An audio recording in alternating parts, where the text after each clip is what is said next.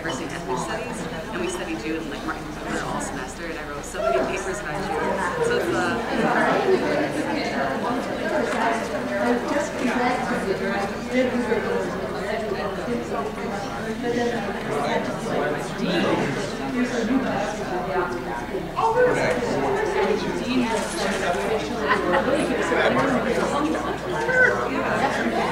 it was a great class. So it's an honor to hear you speak. I don't know how much I will speak right now, but I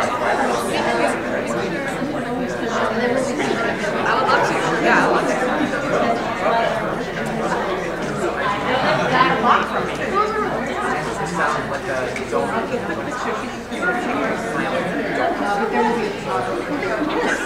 You're like really geeking up.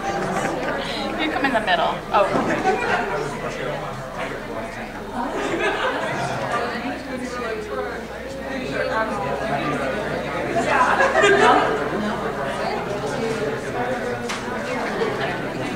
Okay, should we start? So I'll just go and sit.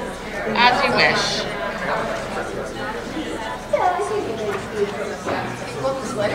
So now which person is being introduced? Yes. Very kind of you. Thank you. And I can actually move this folder there too.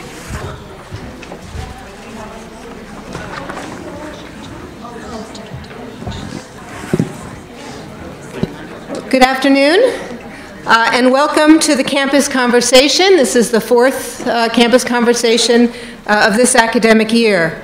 As many of you know, the goal of the Campus Conversation series is to have faculty, students, and staff engage with each other about some of the big issues of our time going on now and affecting all of us. As a community dedicated to social justice and diversity, we come together to try to understand current events and talk about issues. Today's conversation will be followed next month on March 5th by a lecture by Dean Erwin Chemerinsky of the UC Berkeley Law School about free speech on campus.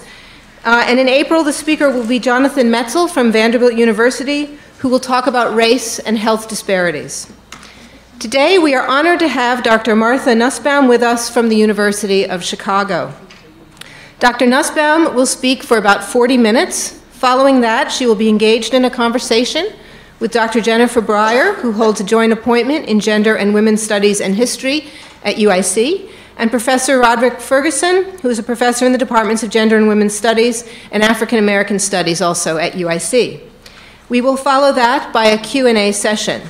Paper has been provided so that you can write down your questions, and they will be collected during the talk. If you are a student and you have a question, please put an S at the top of your piece of paper. Dr. Nussbaum would like to have time at least to answer a few student questions before she goes on to other questions. So we will collect all of these and utilize them during the Q&A session, and we will adjourn at about 1:50.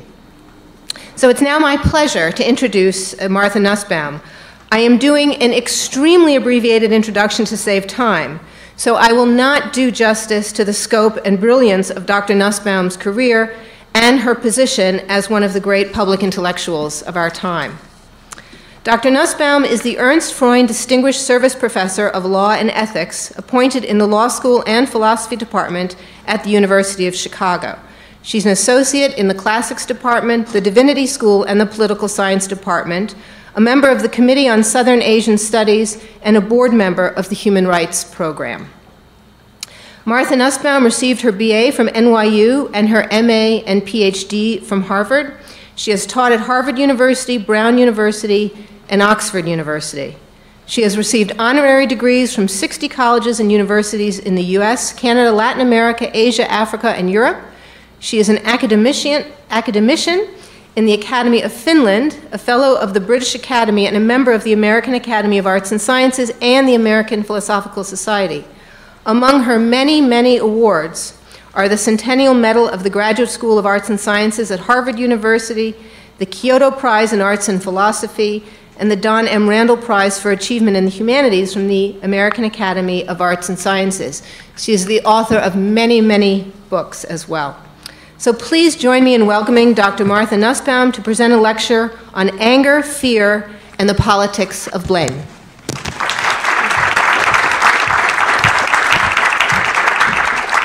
Okay, thank you so much, and I want to thank the two commentators for taking time to be here. I'm going to begin with a Greek tragedy because, as you'll see, I think it sets up the problems that unfortunately are still with us in our equally troubled democracy. So, at the end of the Oresteia of Aeschylus, which was in the 5th century BC, two transformations take place in the city of Athens. One is famous, the other often neglected. In the famous transformation, the goddess Athena introduces legal institutions to replace and terminate the seemingly endless cycle of blood vengeance, setting up a court of law with established procedures of evidence and argument and a jury chosen by lot from all the citizens of Athens.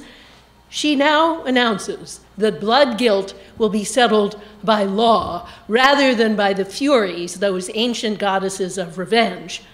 But the Furies are not entirely dismissed. Instead, Athena gives them a place of honor beneath the earth in recognition of their importance for the health of the city and these same legal institutions.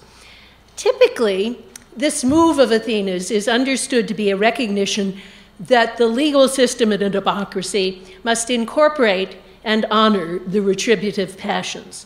These passions themselves remain unchanged. They simply have a new house built around them. So the Furies agree to accept the constraints of law, but they retain a nature that is dark and vindictive. That reading, however, ignores the second transformation, which is a transformation in the nature and demeanor of the Furies themselves. As the drama begins, the Furies are described as repulsive and horrifying. They're said to be black, disgusting. Their eyes are said to drip a hideous liquid. Actually, as a young actress, I had to play one of these, so it was quite challenging. Apollo even says that they're vomiting up clots of blood that they've ingested from their prey. They belong, he says, in some barbarian tyranny where cruelty reigns. Nor when they awaken do the Furies give the lie to these grim descriptions. As the ghost of the murdered Clytemnestra calls them, they don't even speak. They simply make animal noises. When they do begin to speak, of course in a play you have to at some point speak, their only words at first are, "Get him, get him, get him, get him, get him," as close to a predator's hunting cry as the genre allows. As Clytemnestra says, "In your dream you pursue your prey, and you bark like a hunting dog hot on the trail of blood." If the Furies are later given poetic speech, as of course they've got to do, we're never supposed to forget this initial characterization. What Aeschylus has done is to depict unbridled retributive anger. It is obsessive, destructive, existing only to inflict pain and ill.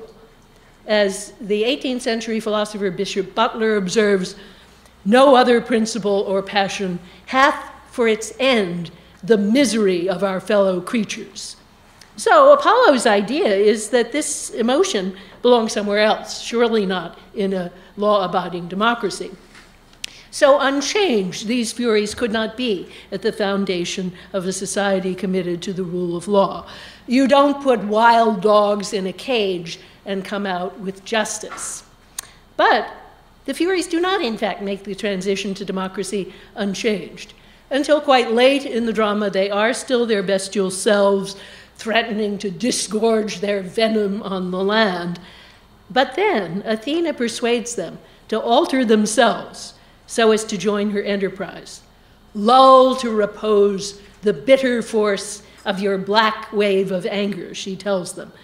But of course, that really means a change of identity. So bound up are they with anger's obsessive force. She offers them some incentives to join the democracy, but only on condition that they adopt a new range of sentiments, substituting future-directed benevolence for backward-looking retribution. Perhaps most fundamental of all, they must listen to the voice of persuasion. They accept her offer, and they say that from now on they're going to express themselves with gentle-tempered intent. Each, they declare, should give generously to each in what they call a mindset of common love. Not surprisingly, they're transformed physically in related ways. They don't crouch anywhere. They assume an erect posture for the parade that concludes the drama, and they are given robes by a group of citizen escorts. So they've become Athenian women rather than beasts. Their very name is changed. They're now the Eumenides, the kindly ones, and not the Furies. Aeschylus is trying to show, I think, that a democratic legal order can't just put a cage around retribution. It needs, if it's going to survive, to fundamentally transform it from something obsessive, bloodthirsty, to something fully human, accepting of reasons, something determined to protect life rather than threatening it. They still have to deal with crime, but they're not wanted or needed in their original retributive form. They must become instruments of justice and future-directed human welfare. Like modern democracies, like ours, the ancient Greek democracy had an anger problem. If you read the historians, you see some things that are not unfamiliar. Individuals litigating obsessively against people that they think have wronged them, groups blaming other groups for their relative lack of power, citizens blaming prominent politicians and other elites for selling out the dearest values of the democracy, other groups blaming foreign visitors or even women for their own political and personal woes. The anger that the Greeks and later the Romans, very similarly, knew all too well was an anger full of fear at one's own human vulnerability. The Roman philosopher Lucretius, in the 1st century BC, even says that all political anger is an outgrowth of fear, of the terror of each human baby who comes into the world helpless and, like all the other animals, can't do anything at all to ensure its own survival. Lucretius then says that as life goes on, vulnerability continues and, in a way, increases, since the knowledge that we're going to die hits us hard at some point, and that makes us realize that we are, in fact, helpless with respect to the most important thing of all. This fear, he says, makes everything worse, leading to political ills that we'll talk about in a minute. But for now, let's focus on anger. So the Greeks and Romans saw a lot of anger around them. But as classical scholar William Harris shows in a fine book called Restraining Rage, they did not embrace or valorize anger. They did not define manliness in terms of anger. And indeed, as with those Furies, they tended to impute it to females whom they saw as childlike and immature. However much they felt and expressed anger, they waged a cultural struggle against it, seeing it as destructive of human well-being and democratic institutions. The first word of Homer's great epic Iliad is anger, the anger of Achilles that, quote, brought thousandfold pains upon the Achaeans. And the Iliad's hopeful ending requires Achilles to give up his anger and to be reconciled with his enemy Priam, as both acknowledge the frailty of human life. I believe the Greeks and Romans are right. Anger is a poison to democratic politics, and it's all the worse when fueled by a lurking fear and sense of helplessness. But that idea is radical and evokes strong opposition. For anger, with all its ugliness, is a very popular emotion in America today. Many people think it's impossible to care for justice without anger at injustice, and that anger should therefore be encouraged as part of a social transformation. Many people also believe that it's impossible for individuals to stand up for their own self-respect and that of others without anger, that someone who reacts to wrongs and insults without anger is spineless and downtrodden. Nor are these ideas confined to the sphere of personal relations. The most popular position today in the sphere of criminal justice is what's known as Retributive Ism, namely the view that the law ought to punish aggressors in a manner that embodies the spirit of retributive anger. And it's also very widely believed that successful challenges against social injustice need anger to make progress. Still, we may persist briefly in our Aeschylean skepticism, remembering that recent years have seen 3 noble and successful freedom movements, all conducted in the spirit of non-anger, those of Mohandas Gandhi, of Martin Luther King Jr., and of Nelson Mandela. Surely people who stood up for their own self-respect and that of others, and who did not acquiesce in injustice. And of the 3, I'm only going to talk about King today. But I'll now argue that a philosophical analysis of anger can help us support these philosophies of non-anger, showing why anger is fatally flawed from a normative viewpoint. Especially poisonous, too, when people use it to deflect attention from real problems that they feel powerless to solve. So there are going to be now 4 sections, and I'll just tell you when each one is starting. Section 1, the roots of anger, rage, ideas of unfairness. So let's now return briefly to that baby whom Lucretius describes. So babies at birth don't have anger as such because anger requires causal thinking. Someone did something bad to me. Fairly soon, however, that idea creeps in. Those caretakers are not giving me what I desperately need. They did this to me. It's because of them that I'm cold, wet, and hungry. Experiences of being fed, held, and comforted quickly lead to expectations, expectations to demands. Instinctual self-love makes us value our own survival and comfort, but the self is threatened by others when they don't do what we need and expect. Psychoanalyst Melanie Klein refers to this emotional reaction in infants as persecutory anxiety, since it is indeed fear, but fear coupled with an idea of a vague threat coming from outside. So I'd rather use ordinary language and call it fear, anger, or even fear, blame. If we were not helpless, we would just go get what we need. But since we are initially helpless, we have to rely on others. They don't always give us what we need, and then we lash out, blaming them. Blame gives us a strategy. Now I'll enforce my will by yelling and making a lot of noise. But it also expresses an underlying picture of the world. The world ought to give us what we demand. When people don't do that, they're bad. So hold on to that idea, because I'm going to come back to that later. Protest and blame are positive in a sense. They construct a purposive universe in which I'm an agent, making demands.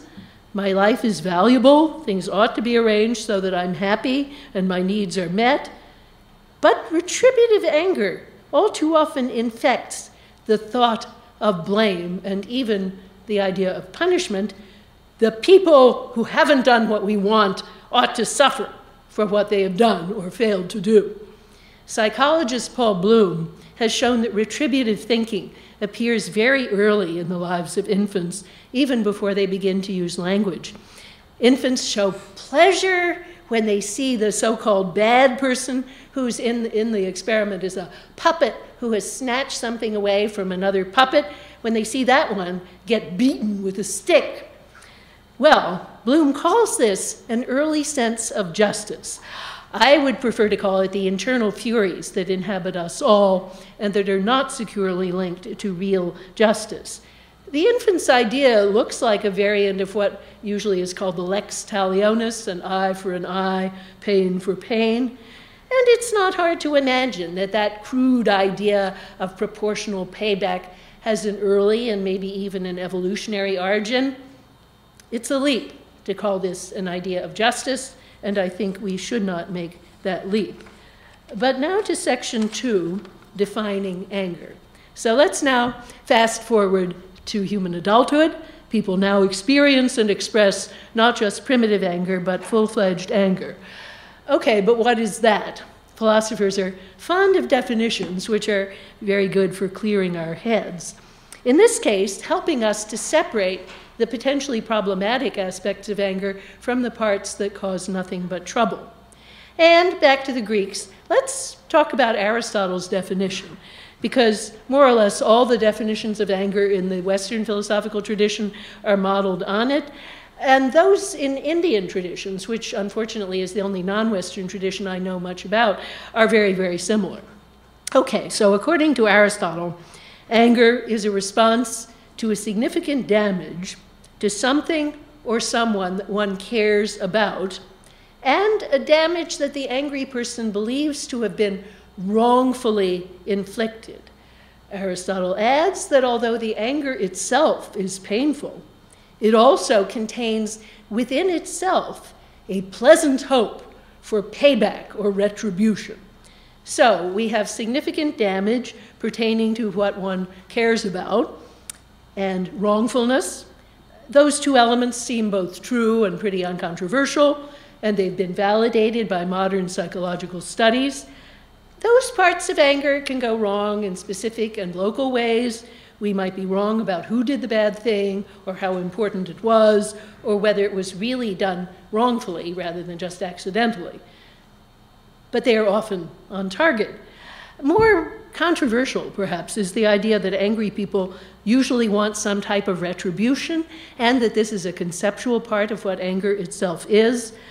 All the Western philosophers who define anger do include that wish for retribution as a conceptual element in anger. But we better pause, because that's not obvious.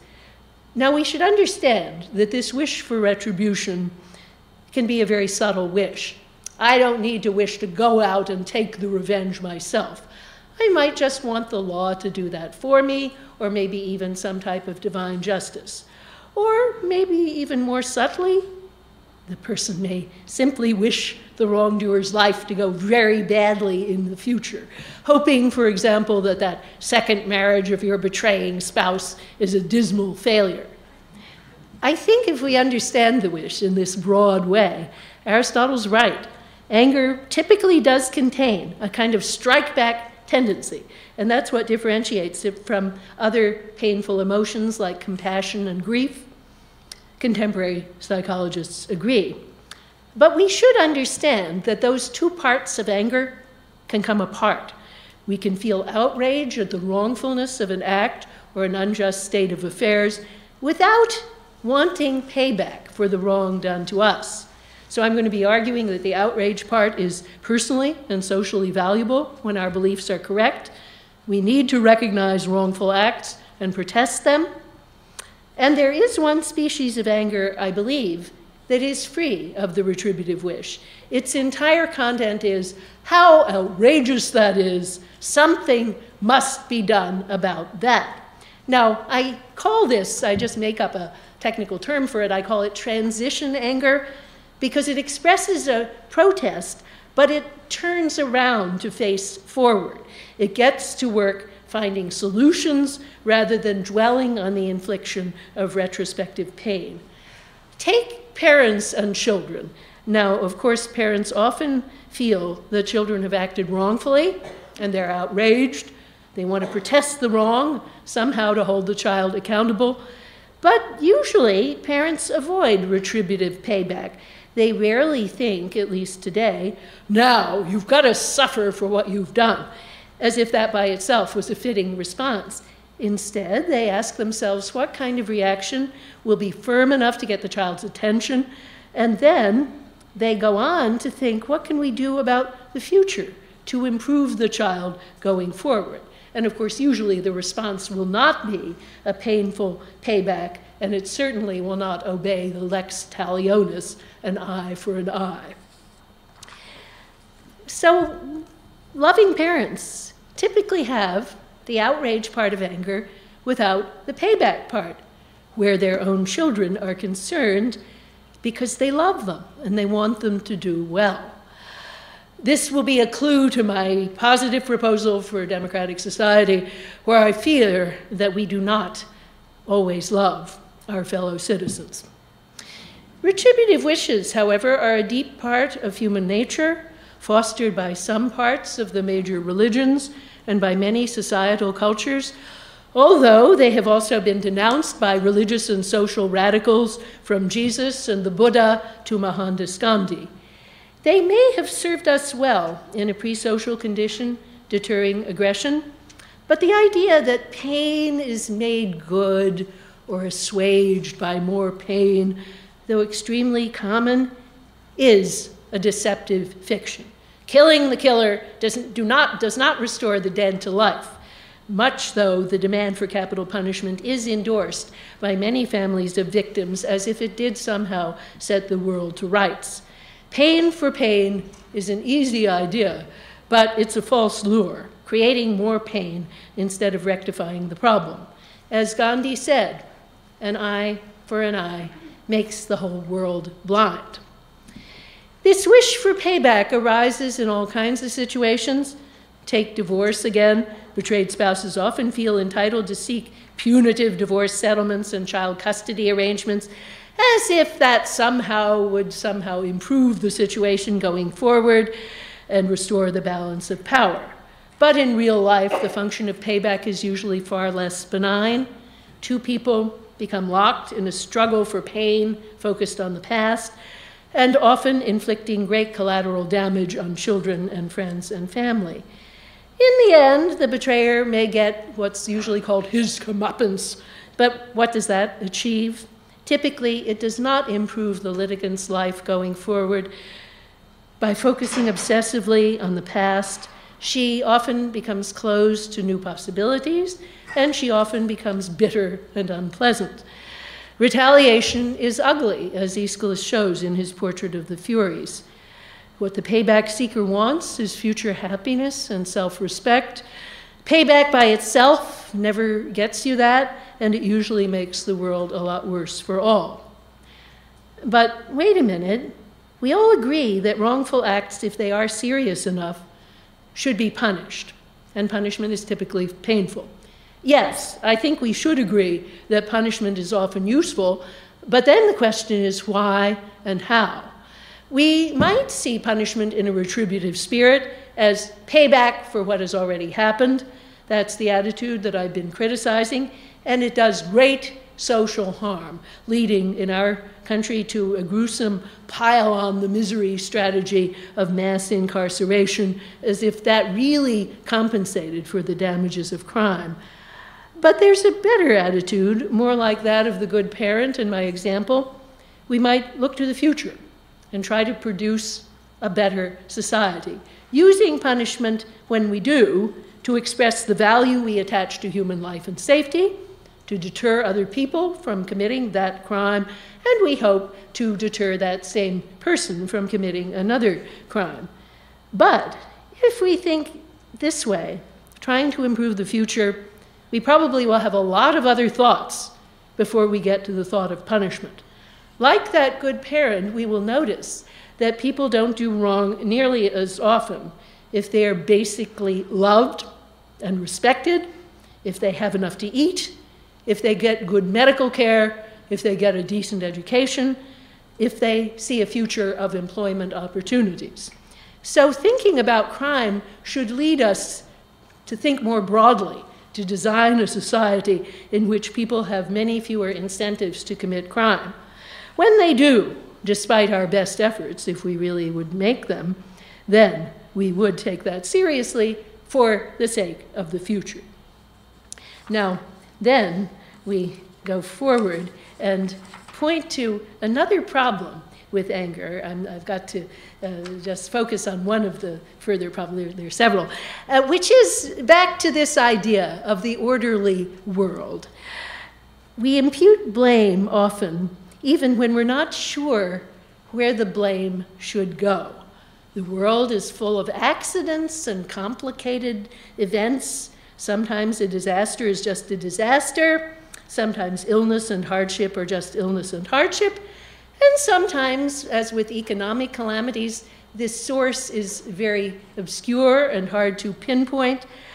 But in our monarchical way, we expect the world to be made for our service. It gratifies people's ego and is, in a deep sense, comforting to think that any bad event is some person's fault and that we can identify that person and punish that person. That's what the kids in Bloom's experiments are doing. So the act of pinning blame and pursuing the bad guy is deeply consoling. It makes us feel control rather than helplessness.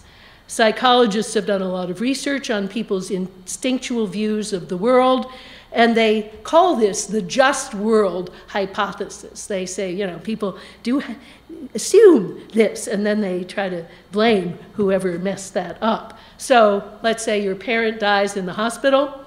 It's very human to believe somebody did that, the doctors did that, and to deflect grief into malpractice litigation. Economic woes are sometimes caused by an identifiable person or person's wrongdoing, and sometimes by clearly stupid or unfair policies, but more often their cause is uncertain. We feel bad saying that. It makes the world look messy and ungovernable. So when we see things like automation, outsourcing that are making a mess of people's lives, why not pin the blame, as the Greeks did, on groups that are easy to demonize? In place of their rhetorical category of barbarians, we might focus blame on immigrants or women entering the workplace and so on. The Salem witch trials were once thought to be the result of group hysteria among teenage girls, but now we know that a preponderant number of the witch blamers were actually young men entering adulthood, afflicted by the usual woes of an insecure colony in a new world: economic uncertainty, a harsh climate, political instability. How easy, then, to blame the whole thing on witches, usually elderly, unpopular women who can easily be targeted and whose death brings a temporary satisfaction to the mind. A lot of our earliest fairy tales have this same structure.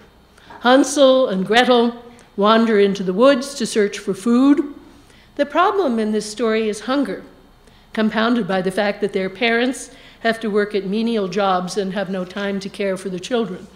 But the story tells us, oh no, these very real problems are unreal, and the real problem is a witch who lives in the woods, who likes to turn little children into gingerbread. So you just push the witch into the oven and the world is all right again. Red Riding Hood goes to visit her grandmother, walking a long way in the woods alone. The real problem in that story is aging and lack of care. Grandmother lives far away and she's not doing well, and that problem requires a structural solution. But no, in the story we're told it's not that problem, it's a single wolf who has broken into grandmother's house. In both stories, when the ugly villain is killed, the world is just fine. Our love of an orderly universe makes these simple fictional solutions tempting.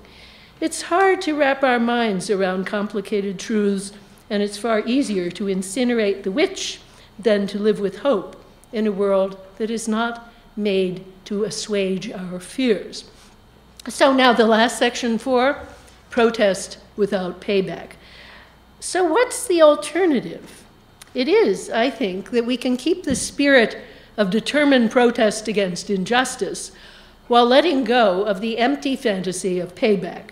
This forward-looking strategy includes protesting wrongdoing when it occurs, but not imputing wrongdoing where there is instead the murky thicket of the global economy to manage, outsourcing and automation to reconcile with our fellow citizens' welfare. So to conclude, I want to study just one example of protest without payback, the ideas on this subject of Martin Luther King Jr., who certainly contributed a great deal, as you know, to our society, but I want to show you that he was also a major philosopher and thinker about these issues. Now, King always said that anger had a limited usefulness in that it brought people into his movement rather than just sitting at home in despair.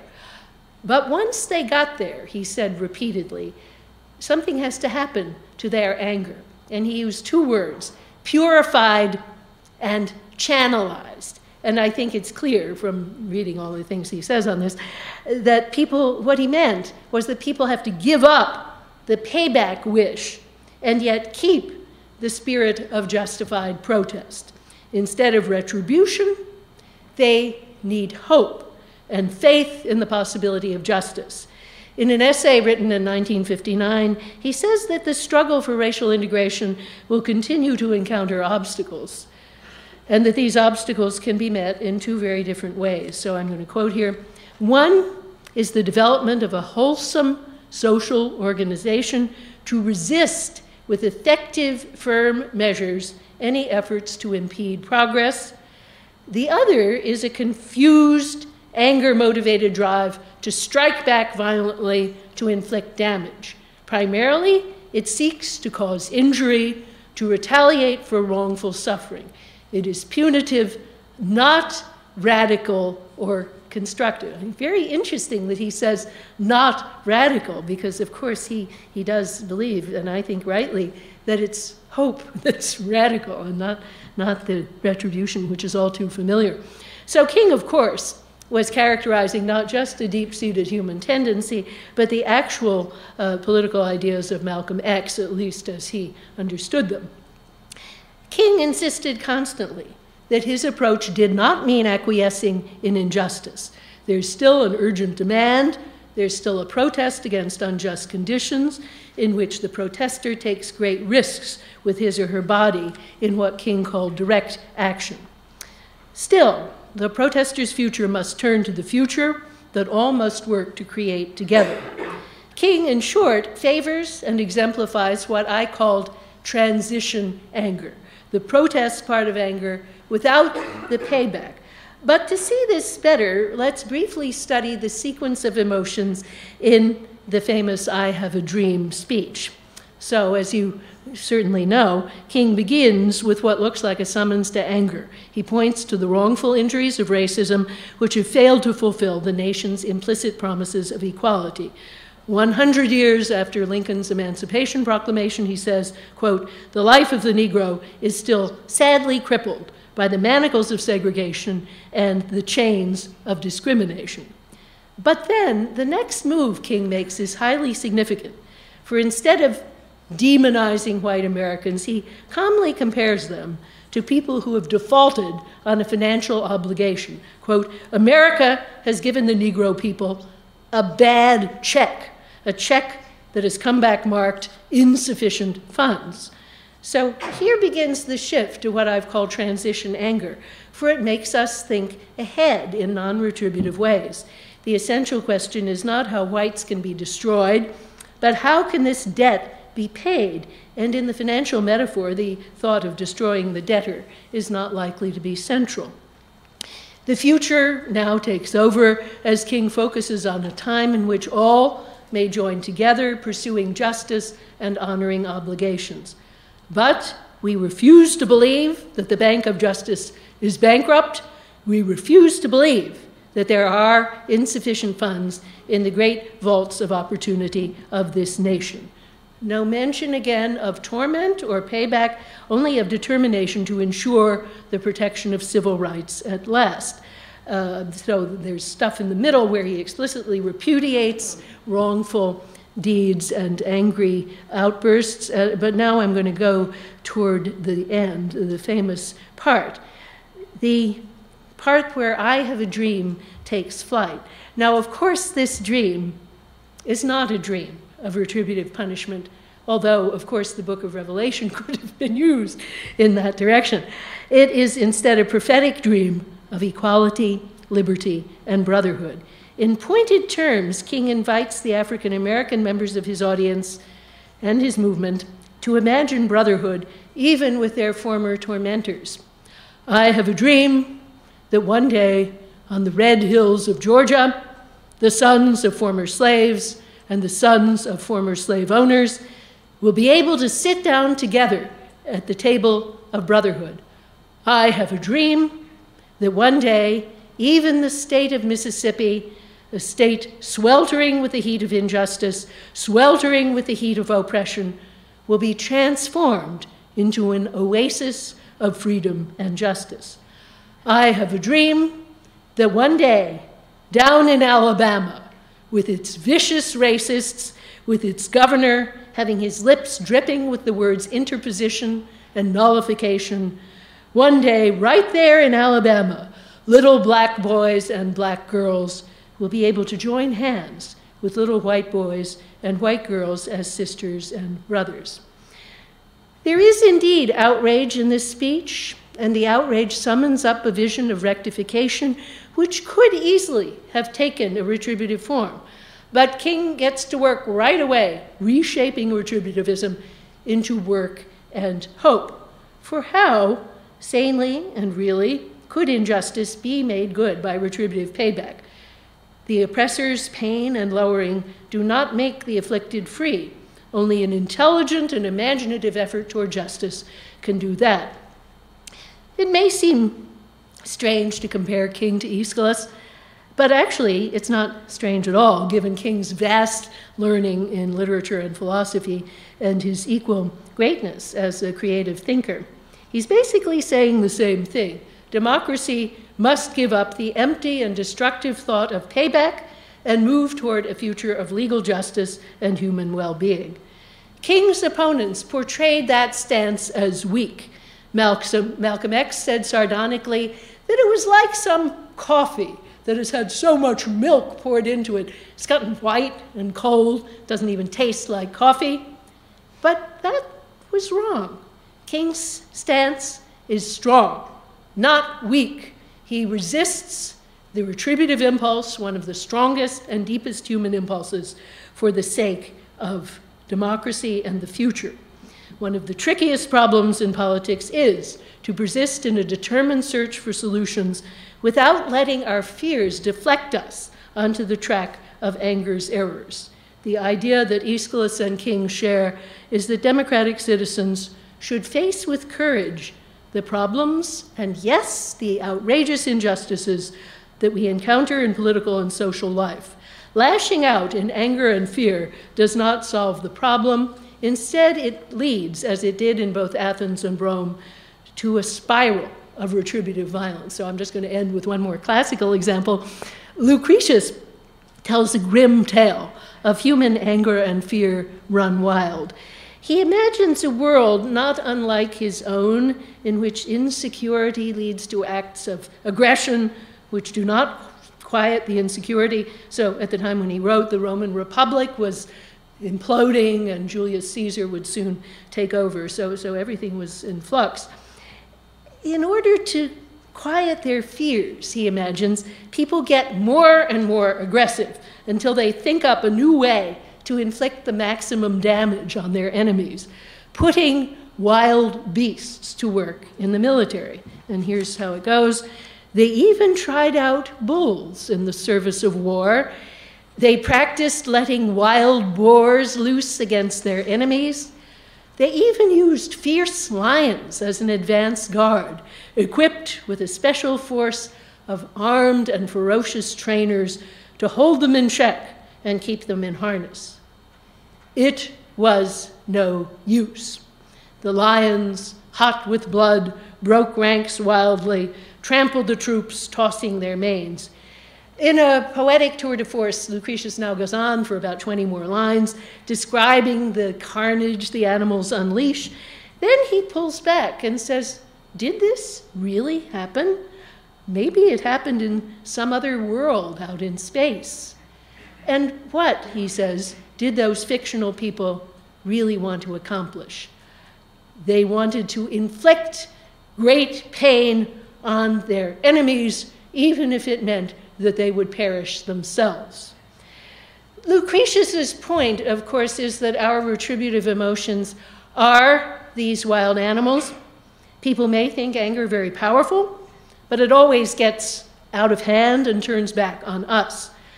And yet worse, half the time, people don't even care. They're so deeply sunk in payback fantasies that they prefer to accomplish nothing so long as they make those people suffer. His science fiction fantasy reminds us that we'll always defeat ourselves so long as we let ourselves be governed by fear, anger, and the politics of blame. There is a better alternative. Aeschylus knew it, and King both knew and lived it, and of course died for it. Making a future of justice and well-being is hard. It requires self-examination, personal risk, searching critical arguments, and uncertain initiatives to make common cause with opponents in a spirit of hope and what we could call rational faith. It's a difficult goal, but it's that goal I'm recommending for both individuals and societies. Now, what we have to do is try to produce it. Thank you.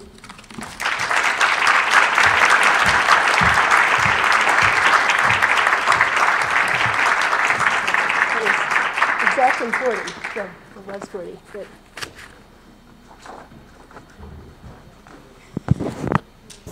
Yeah, okay, let me get some water. Thank you.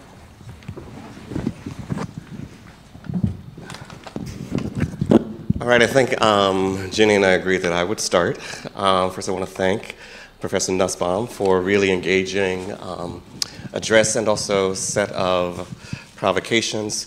Part of the way in which I read this is your interpretation of a kind of classical question around the relationship between rationality and irrationality. And part of what was so provocative and so interesting about the address today in terms of anger is the way in which it has a kind of, conceptual importance both in philosophy and also in social movements.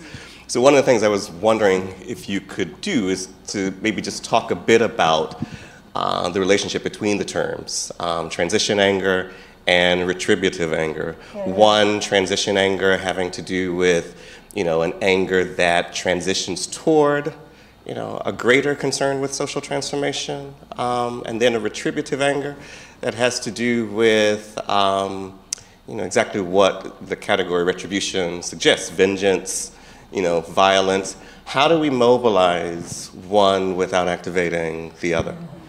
Yeah, well, thank you so much. First of all, I guess I want to emphasize that just the simple contrast between rationality and irrationality doesn't really help us, because the emotions, as I believe all of them, but let's just focus on anger, have a conceptual content. So they're not irrational in the sense of having no thought at all. And then the question is this thought helpful or is it not so helpful?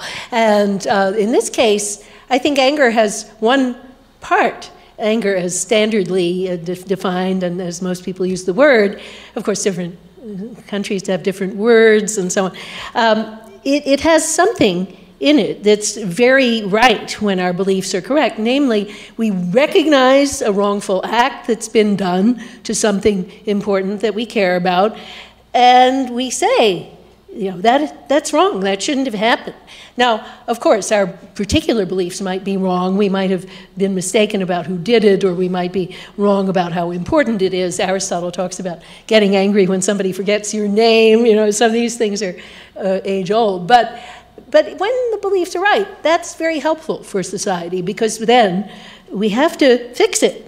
But the trouble is, the retributive part is so closely bound up with it, and it really is probably evolutionary, the way our minds work. We think, oh, so now I got to clobber the person who did that. And that looks backward. It's not always wrong to look backward, but here, killing the killer doesn't restore the dead to life. And people often think it does somehow. There's a kind of fantasy of cosmic justice. And so, giving up on that doesn't mean you don't punish people, but then you have to think, why are you punishing them? What did you fail to do before they committed the crime? That to me is, and so, giving up on retribution means, first of all, focusing on why do people commit crimes? Is it the fault of our whole society? Do we need to give better education, better housing? So all those thoughts we're not even going to get on the table if we have this simple retributive paradigm. But if we have the forward-looking paradigm, then all of these useful thoughts come into view. But then what other emotions come into view? I think then if we're going to do anything better and fix the bad thing that occurred, we do need hope, and we need to be motivated by hope rather than fear. Now, of course, it's very difficult, and then we have to ask ourselves, how do we get people to feel hope? Especially when things are bad, it's very hard, and why should they feel hope? Things are really bad. Now, I think actually hope and fear are quite similar because they both require significant uncertainty. It's just a question of how you view, is the glass half full or is it half empty? And so then why should you hope? I think here I would turn to Immanuel Kant. Kant says we have an obligation to cultivate hope in ourselves because we have an obligation to do good in society and to do good for others, but we won't do that if we don't have hope. And so we better get ourselves to have hope. So then at the very end of my book, I try to talk about how can people in Chicago try to work up hope. And I think it's very personal and it's very contextual, but there are lots of things. I do think that for many people, religion is a great source of hope. I think that for most of us, the arts are great schools of hope.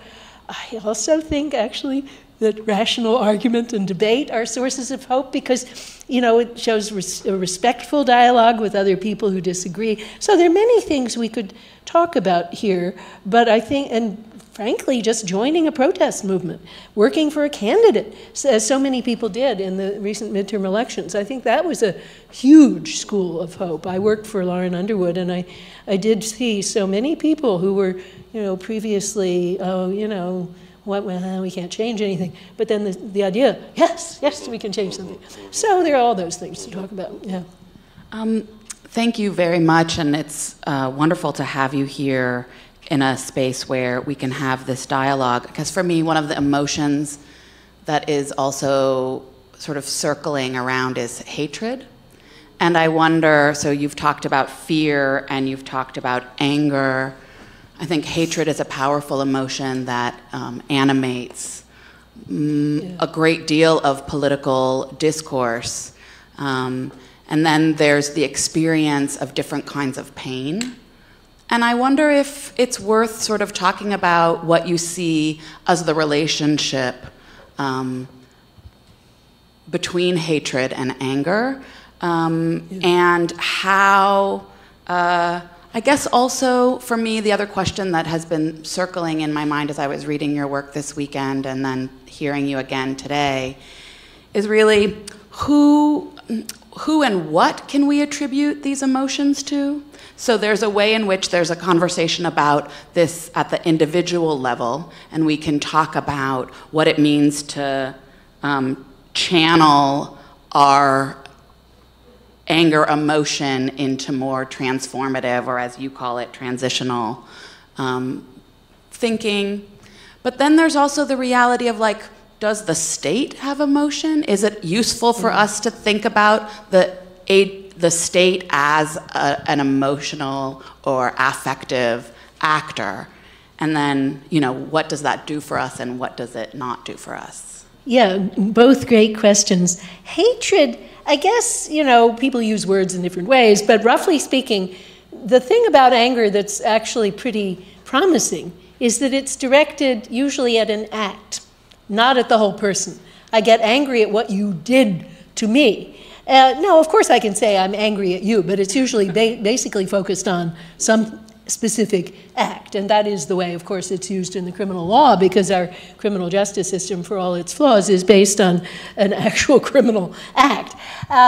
So that's hopeful, because you could think, well, okay, you did something bad, but maybe you're not irretrievably evil. And that is what King is urging us to do, to separate the doer from the deed. And that's something that Gandhi talks a great deal about, too, that, yeah, they did something bad, but then they're not irretrievably evil. But now let me move to the second question. Yeah, absolutely, the state, and I want just to talk about the criminal justice system, can be an emotional actor. And when I say the dominant position in the criminal justice in the US today is retributivism, I don't mean that it's full of ravening, bestial people who all want to, get him, get him, get him. But I mean that the ideas of punishment that inhabit our legal tradition are largely retributive in spirit. And so people are brought up to believe that the state should punish in that manner. Now, of course, it was contradicted by the utilitarians in the 18th century, but the retributive paradigm is dominant. And now there's a change, but not so much in the US, toward a kind of restorative justice I was in New Zealand for a while last year and observed a very fine judge who's also writing a book on this topic, sentencing actual offenders. And what he always did in every case is said, well, this is why what you did was very bad, but he says, and I don't believe that you are bad, so let's see what we can do to fix your life going forward. And in New Zealand, a lot of the offenders, oh, sorry, that's yours, I guess.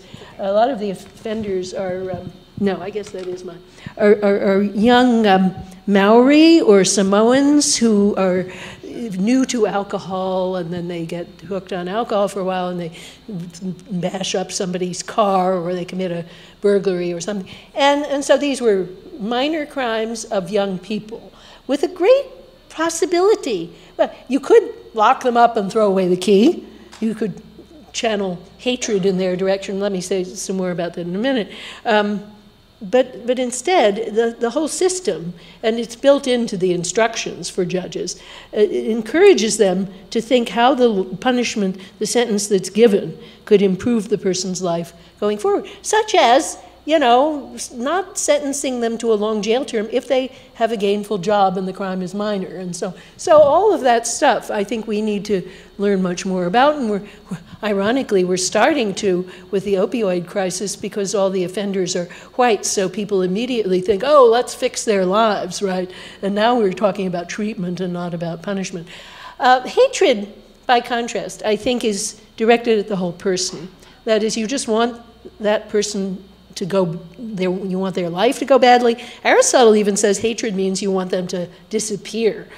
And I think that's basically right. So that would be very, very dangerous in society because it's incompatible with this forward-looking thought about how can their life be made better. And when you have hatred, of course it spreads to anyone who shares similar characteristics, and then you're not going to want to think about how can they have better housing? How can they have better nutrition? Because you just want them to disappear. And I think that's the problem with hatred in our society.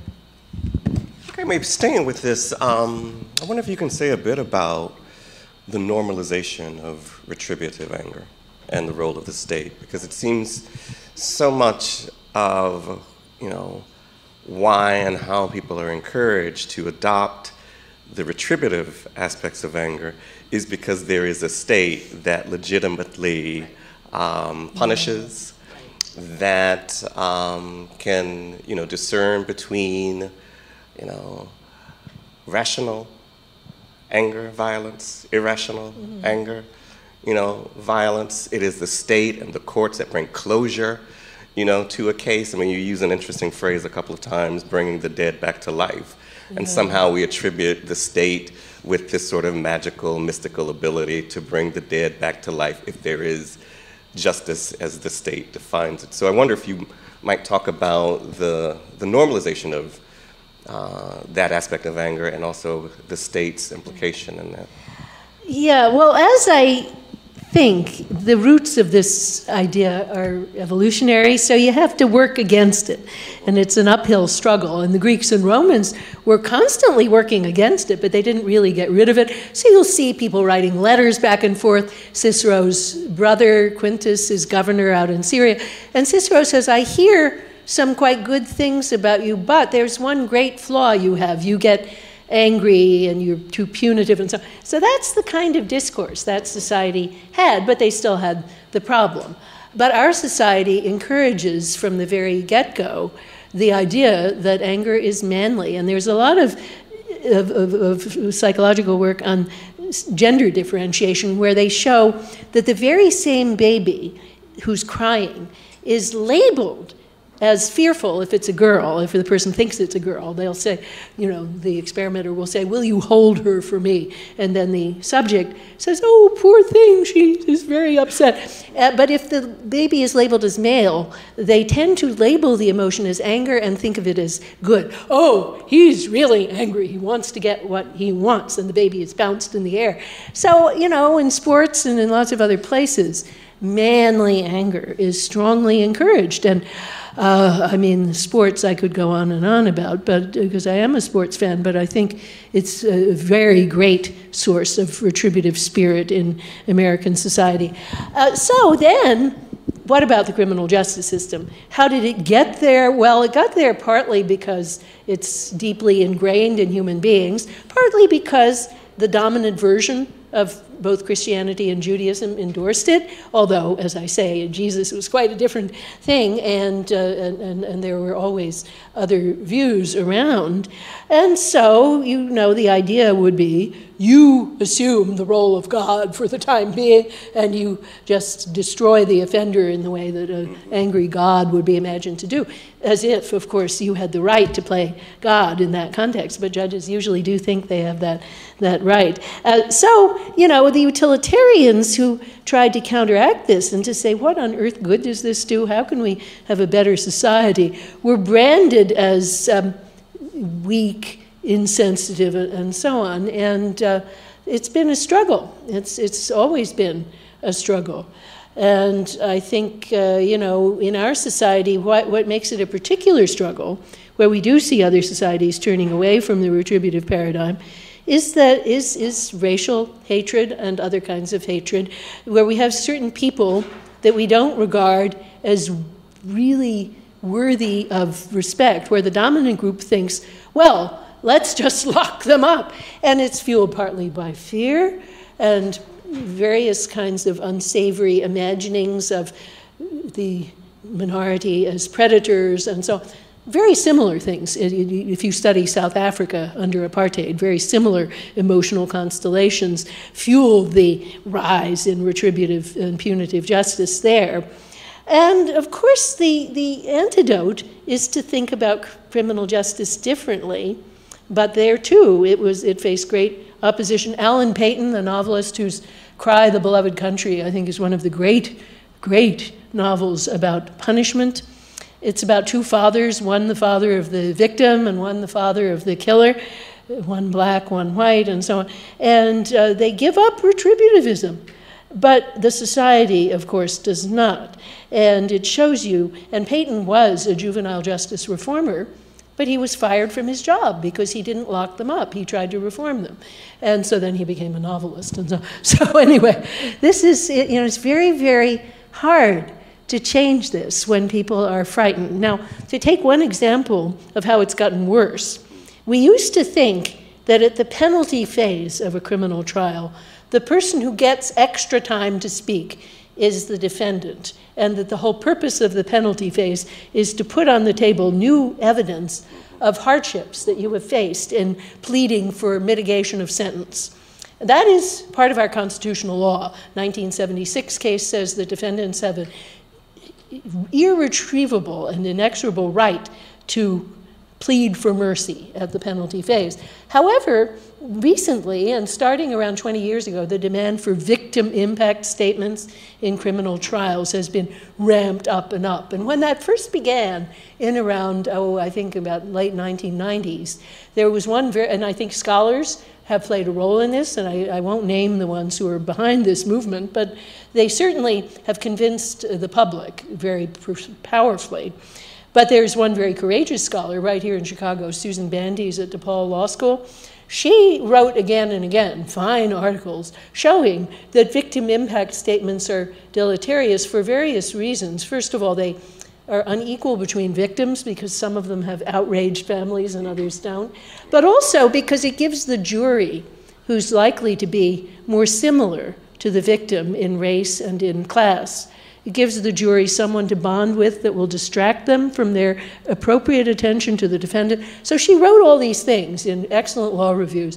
But, the movement went spiraling on, and more people actually now believe that they can't get closure without making a victim impact statement at the penalty phase to seek an enhanced sentence. So people can be bamboozled by a movement, and I'm afraid this was academic in origin, and I think it's very sad that sometimes the bad academic movement takes off because it feeds something the public wants. But I think we all have a responsibility to work against that kind of thing. I know Susan may come up, but I want to sort of put one other idea on the table to just follow up on Rod's question, which is, of course, Chicago is a site of very powerful, activated abolitionist politics right now, whether it's prison abolition, police abolition, sort of a notion of returning to a position that abolition of slavery or abolition is the only solution, that other kinds of reforms are reformist and not transformational. Yeah. And of course, also a site of incredibly powerful, led primarily by young Black and brown people, notions of restorative justice and transformative justice, which make very different kinds of arguments about the criminal legal system and what's possible. And so I guess I wonder if that is really, I mean, all around us in this city, very much between the two campuses that we inhabit, from the west side to the south side, and on the north side as well, but just like this sort of notion that it's not about, that, and those are profoundly based in a refusal of anger. Not in a refusal of it as an animating, maybe it is an example of your transitional anger. It allows for anger, but then channels it into a very different kind of response. Yeah, it's such a difficult question.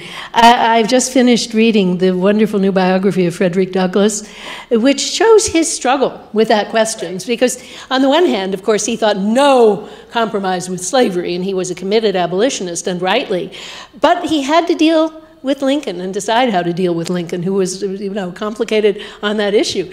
And in the end, Douglass was willing to work with the Republicans and Lincoln toward a better future, even though he certainly didn't like everything they did on that question. I think slavery is one of those things, that abolition is the only right solution.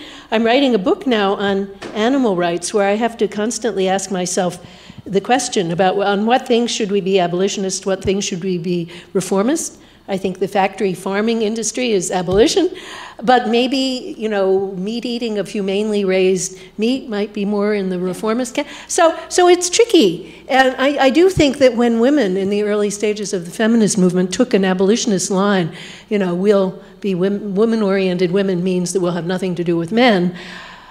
I couldn't get into it because I was already married and had a child, but I was called a capitulator and a reformist and so forth. But that wasn't, in the end, that productive, partly because what needs reform is the family and the gendering of the family. And if you give up on the family from the get-go, then you sort of can't help in that process. So I think that, there was something to be said on both sides there, and trying to improve the future gradually is where we kind of are today. And it's sticky, and it's not happening right in the way that we would want. But to think, of course, just in terms of biology, you're not going to be able to have a society consisting of separated women. First of all, they're not going to get to adopt the children that they would have to adopt if they were going to have children. So anyway, I guess being a reformist, I feel, has been a choice that I'm not ashamed of on that issue. Yeah. Okay, we have a few minutes for questions. Do you want this mic, Susan? Yeah, I'll turn it on. So a lot of these have been covered. Parts of them have been covered. So there's two here that I think I can combine. Oh, there we go. So this is from a student, but I'm then going to add to it from somebody who appears not to be a student.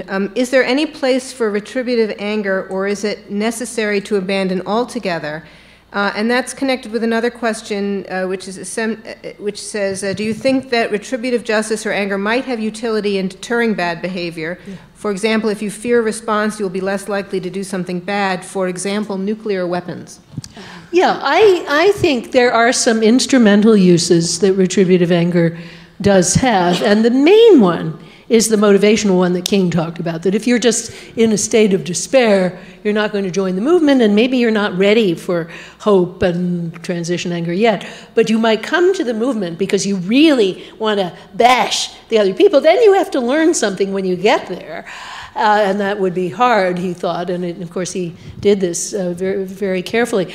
But it's better than sitting at home in despair. Another one is that it might wake you up to the existence of injustice. Like I find myself wanting to, get back at my spouse, and what's that all about? And that might alert me to certain deeper problems in the relationship that I hadn't noticed before. So it could be a kind of wake-up call. But the deterrent one that you ask about, I think sometimes that would be true, that you kind of get people's attention, and they're afraid of an angry response. But I don't think it works very well, and not for long. If you think about road rage, yeah, it may be that if people think that this driver is going to, respond in an angry way and cut them off and so on, they'll be more cautious around that driver. But it doesn't produce a good community at all. And I mean, certainly true that in the gym, when I see certain guys that I think are in a kind of steroidal rage mood, I would refrain from competing for a machine with those guys.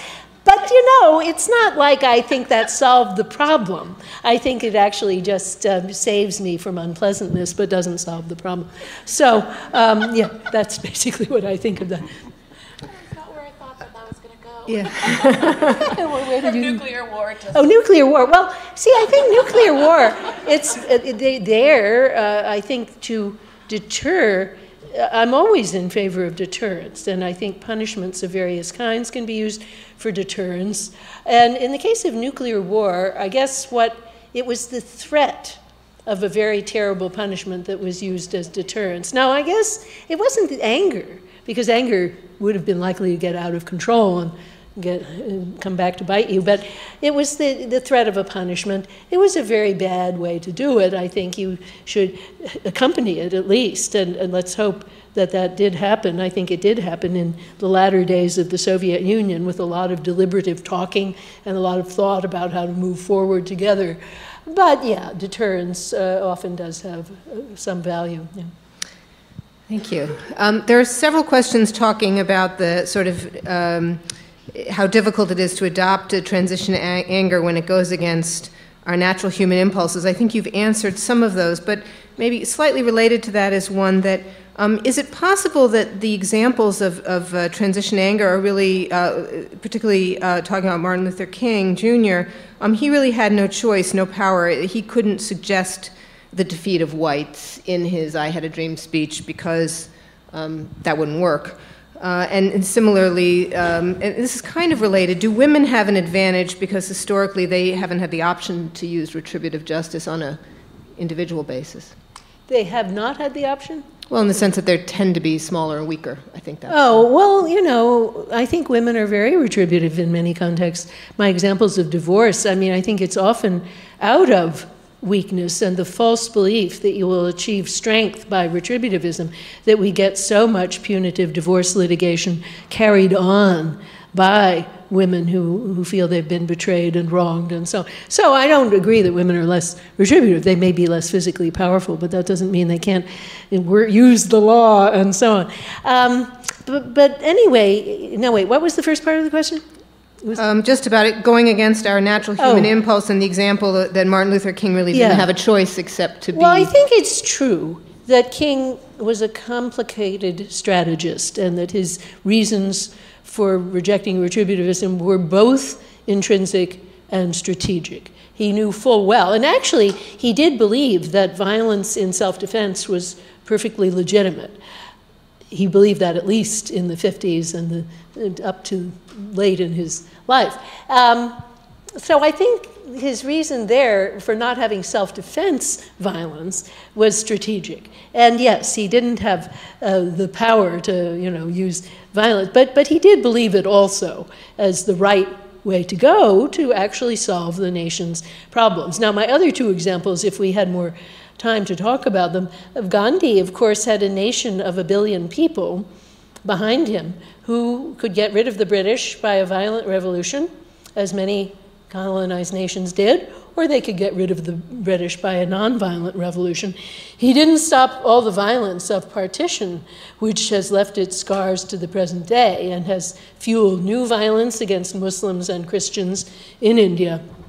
But insofar as he did inhibit it and stopped a violent revolution against the British, it was a tremendous boon to that nation, because they got a chance to start, okay, we're going to make a constitution, and they didn't have to deal with the aftermath of a bloody revolution.